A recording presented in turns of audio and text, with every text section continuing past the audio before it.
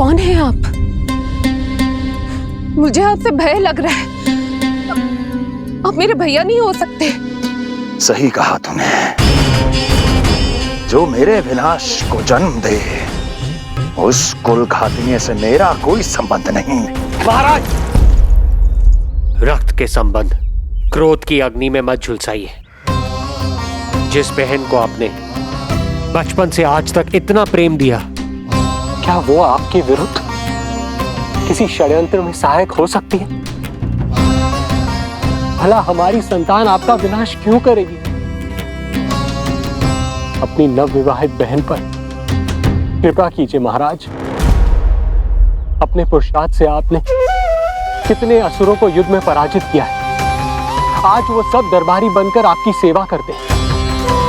हे महापराक्रमी कंस, यदि वो मायावी असुर आपको हानि नहीं पहुंचा पाए, तो ये आपकी बहन आपका क्या बिगाड़ सकती है? दया कीजिए महाराज, दया कीजिए। आप बीच में मत पड़िए कुंवर जी। सुना नहीं क्या? इसकी 8वीं संतान मेरा वध करेगी। जब मां ही नहीं बचेगी, तो 8वीं संतान के जन्म का तो प्रश्न ही नहीं उठता। यदि ऐसा है तो आप मुझे मार दीजिए। जब मैं ही जीवित नहीं रहूंगा, तो देवकी की संतान होने की संभावना ही समाप्त हो जाएगी। अपने बहनोई की हत्या का पाप मैं नहीं कर सकता।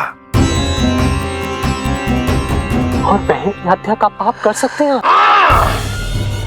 जिसे जीवन भर प्रेम दिया है, उसके प्राण लेने का अधिकार है मुझे। प्रिय भैया, यदि आपको इस विषय में इतना संदेह है, तो आप हमारी 8वीं संतान के प्राण ले लीजिएगा।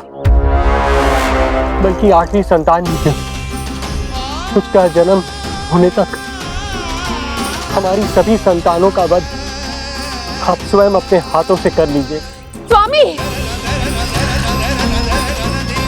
हे मथुराधिपति, मेरी पत्नी को प्राण दान दे दीजिए। मैं महाराज शूरसेन का पुत्र वसुदेव आपको वचन देता हूं, अपनी 8 संतानों को जन्म लेते ही स्वयं आपके सामने प्रस्तुत करूंगा। अपनी 8 संतानों को जन्म लेते ही स्वयं आपके सामने प्रस्तुत करूंगा।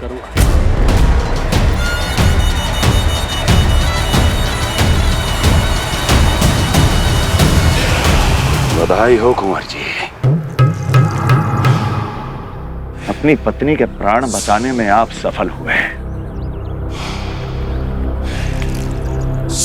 किंतु आपकी संतानें इतनी भाग्यशाली नहीं होंगी। वचन स्मरण रहे।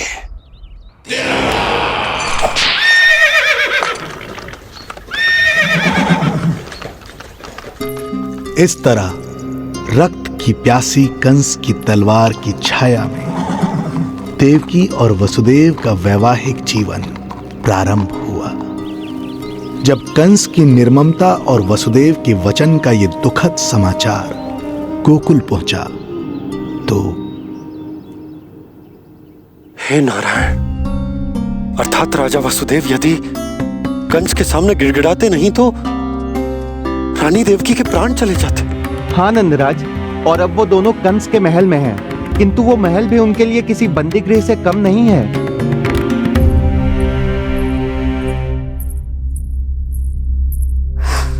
एक भाई अपनी बहन के साथ ऐसा करने की सोच भी कैसे सकता है? मेरा बस चले तो उस दुष्ट कंस को मटके में डाल के इसे घोंट के रख दूं, जैसे मलाई घोट के माखन निकाला जाता है।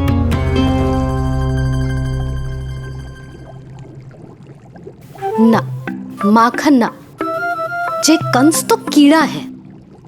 इसे तो पटक पटक के ऐसे मारना चाहिए जैसे कीड़ा निकालने के लिए धान के गट्ठर को पटका जाता है।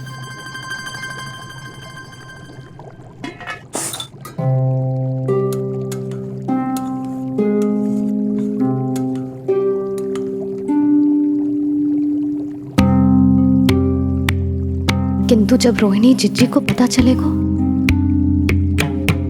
तो वो तो अपने आप को ही दोष देंगे, क्योंकि बालक ना होने के कारण उन्होंने ही वसुदेव जी को राजकुमारी देवकी के साथ दूसरा विवाह करने पर विवश किया था। हे ईश्वर, जिस सुख के लिए रोहिणी जिज्जी ने पत्नी जीवन का सबसे बड़ा त्याग किया था, जब उन्हें पता चलेगा कि वही सुख उस क्रूर कंस ने छीन के मटिया मेट कर दिया है, तो कितना कष्ट पहुंचेगा।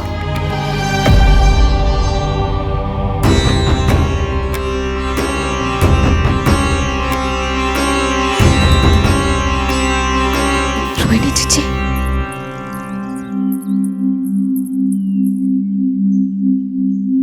गोप नरेश, कृपया मुझे अपने भैया के पास ले चलिए।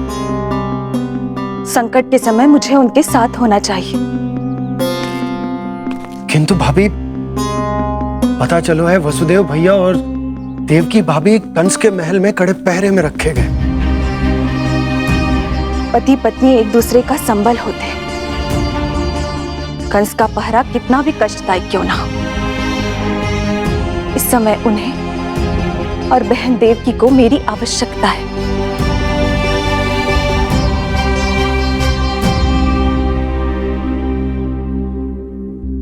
ये मेरी विवशता है। ये यादव कुलदीपक होकर भी आपको इस महल में बंदियों की तरह रहना पड़ रहा है, और मैं कुछ कर भी नहीं पा रही। काश आपने मुझसे विवाह ही ना किया होता। तो क्या मैं अपने भाग्य से भाग पाता देवकी? पूर्व जन्म के कर्मों के फलस्वरूप जो हमारी नियति में लिखा है वो तो हमें भोगना ही है। श्री हरि क्या करते हैं, कब और क्यों करते हैं, ये दुख हमारे जीवन में किस उद्देश्य से आए हैं, इन रहस्यों का पता लगा पाना हम मानवों के लिए संभव नहीं है देवकी।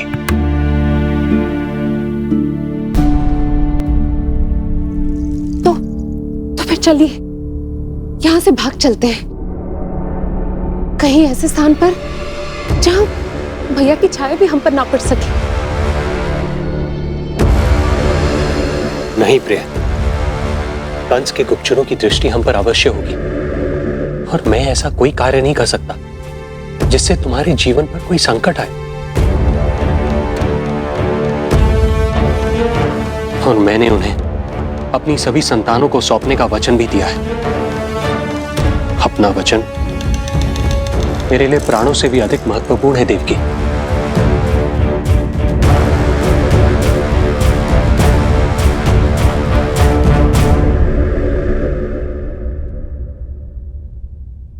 राजन, राजकुमारी, गोकुल से रानी रोहिणी और गोपराज नंद पधारे हैं।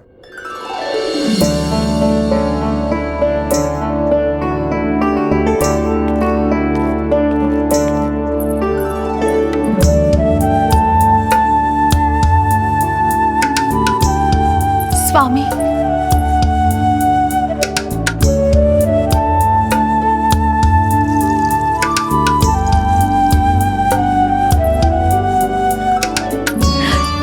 बहन, दीदी,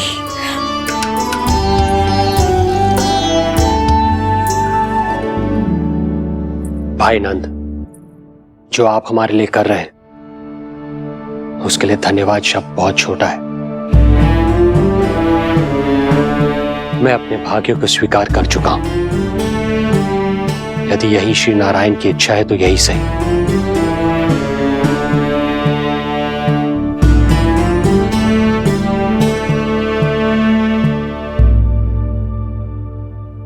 भाई नंद, इस समय मथुरा का वातावरण अनुकूल नहीं है, आपको जाना चाहिए। यशोदा भाभी भी चिंतित हो रही होंगी, उनसे कहिएगा हम यहां सुरक्षित हैं अभी तक।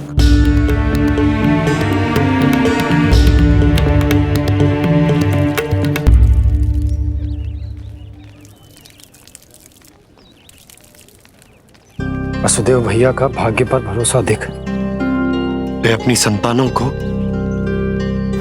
कंस को अवश्य सौंपेंगे। हे ईश्वर, इतना कठोर वचन, जब इसे निभाने का कठिन समय आएगा तो कैसा अनुभव करेंगे वे? उनका हृदय तो चकनाचूर हो जाएगा।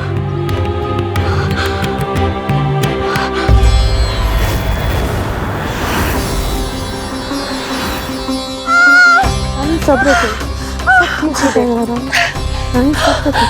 देवकी, मैं महाराज शूरसेन का पुत्र वसुदेव आपको वचन देता हूं, अपनी 8 संतानों को जन्म देते ही स्वयं आपके सामने प्रस्तुत कर दूंगा।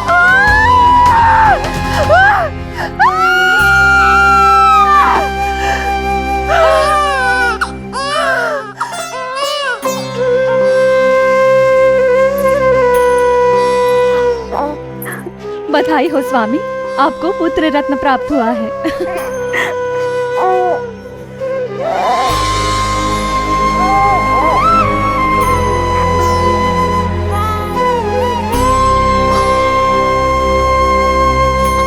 महाराज को पता चला तो क्या होगा?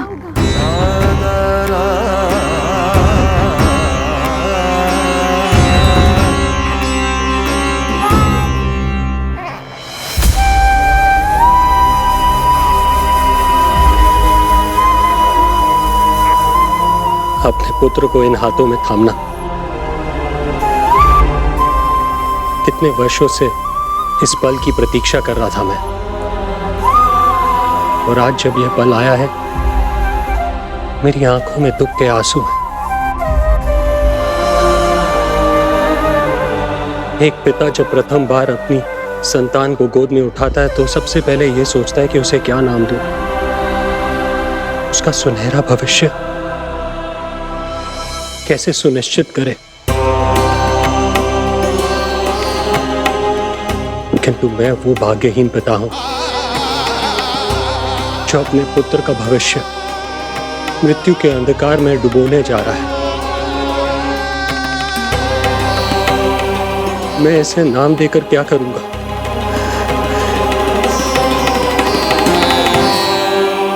क्या आपके वचन का महत्व आपके पुत्र के प्राणों से अधिक है स्वामी?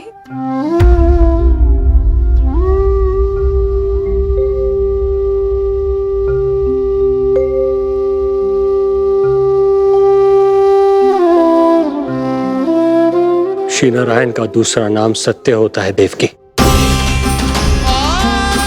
तुम ही कहो, मैं श्री नारायण से विमुख कैसे हो जाऊं? मुझे अपना वचन निभाना ही होगा। हृदय के टुकड़े टुकड़े क्यों ना हो जाए, मुझे इसे कंस तक ले जाना ही होगा।